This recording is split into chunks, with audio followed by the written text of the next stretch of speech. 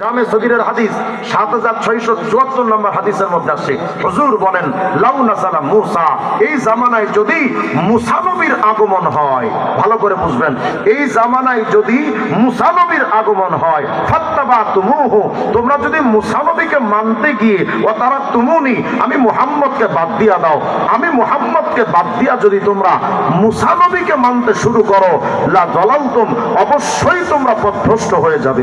শুধু তাই নয়, নবী বলেছেন লাউ কানা মূসা হাইয়া, এই জামানায় যদি মূসা নবী জিন্দা থাকতেন, মা ওয়াসিয়াহু ইল্লা ইত্তিবাই, ওই মূসা নবীর জন্য আমি নবী মুহাম্মদকে মানা ছাড়া আর কোনো বিকল্প সিস্টেম ছিল না।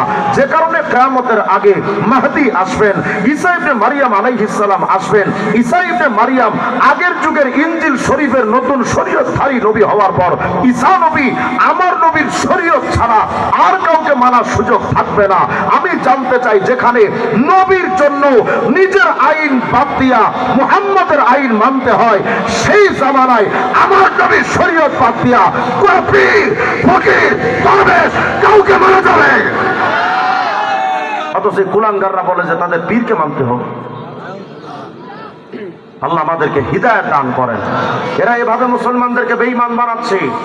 সুস্পষ্ট বক্তব্য, নবীর সুন্নাত ছাড়া আর কিচ্ছু মানা যাবে না। এটা শুধু ব্যক্তি জীবনের আমল নয়, রাষ্ট্রীয় সিদ্ধান্তের ব্যাপারে মুসলমানদের আওয়াজ তুলতে হবে।